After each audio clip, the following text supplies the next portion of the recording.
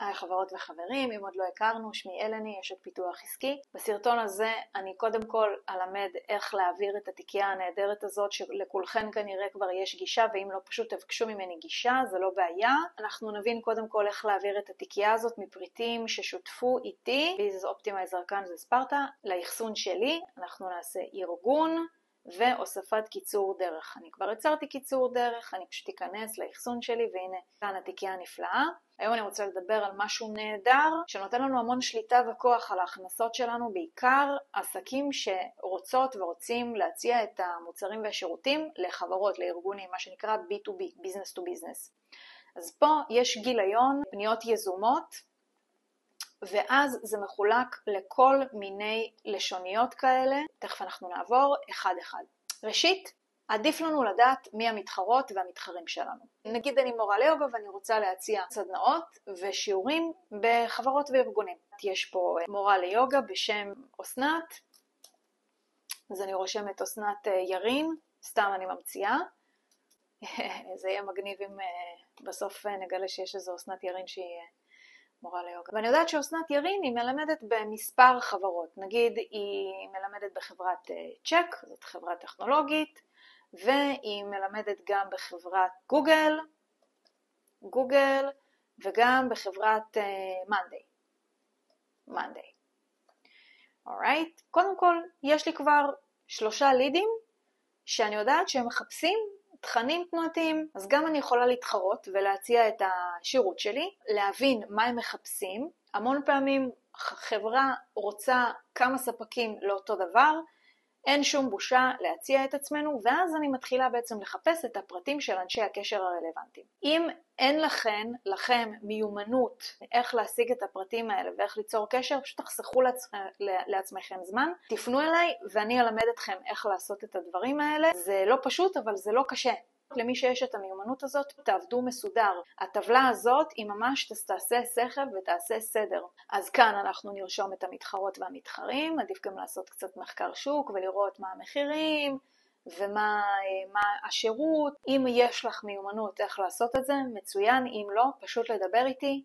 אני מאוד חמודה ואני כאן בשבילכם ובשבילכם. לידים פוטנציאליים. זה משהו שבאמת יכול להיות מתאים לכל עסק ועסק. נגיד, ואני מטפלת, יש לי קליניקה לרפואת תדרים, ויש לי רשימת אנשי קשר בטלפון שלי, מצוין. סיבת הפוטנציאל, אני רושמת פה את כל הלקוחות שיכולות להיות לקוחות פוטנציאליים שלי. אז סיבת הפוטנציאל, פה אני רושמת מאנשי הקשר.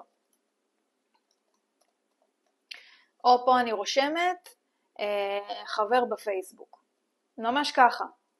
ואז אנחנו בעצם רושמים פה את הפרטים של האנשים האלה, ואנחנו יוצרים פניות יזומות.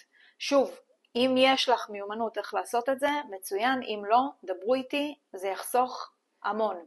לידים לפי סקטורים. אני בונה אתרים, ואני רוצה לפנות למספר עסקים, אז אני חושבת איזה סקטורים יכולים להיות לי רלוונטיים.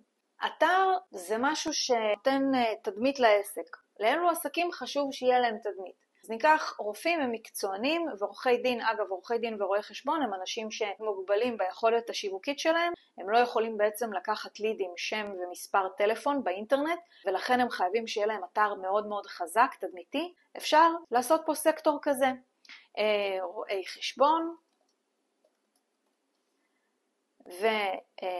ולשים פה מספר שמות של רואי חשבון, אותו דבר, להשיג את הפרטים שלהם ולהתחיל ליצור קשר. פה זה ממש קל, אגב, אני יכולה לתת טיפ, שתיכנסו לאתרי האינטרנט שלהם בגוגל, ותתקשרו, תעשו פנייה חמודה, היי, שלום, שמי אלני, אני מפריעה? לא, מתקשרת אלייך כי אני בונת אתרים, וראיתי את האתר שלך, רציתי לשאול אותך, את מרוצה מהתוצאות, את מרוצה מאיך שהאתר שלך נראה, ולשתוק ולשמוע מה יש לבן אדם להגיד.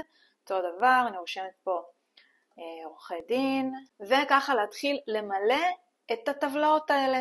והנה יש לנו רשימות של לידים שלא שילמנו עליהם שקל. לא רק שלא שילמנו עליהם שקל, זה לידים שאנחנו בחרנו לפי רלוונטיות. זאת אומרת, זה קהל שהוא צריך את המוצר או את השירות שלנו. פה אנחנו נתחיל לתעד את הפניות היזומות שלנו.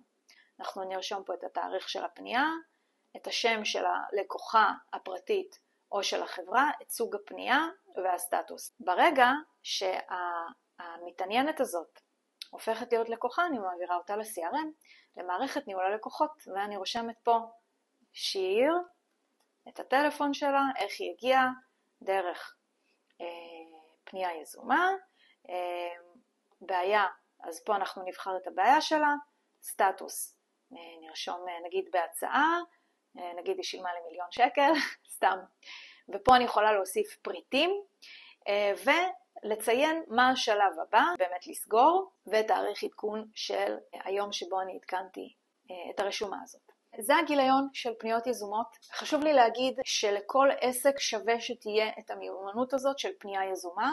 אני סופר ממליצה לעבוד מסודר. הגיליון הזה עם כל הלשוניות זה אחלה דבר לעבוד איתו. תוכלו פה לעשות העתק, יצירת עותק, ולהפוך אותו לקובץ משלכם. אני כאן לשאלות ואנחנו נתראה בסרטון הבא.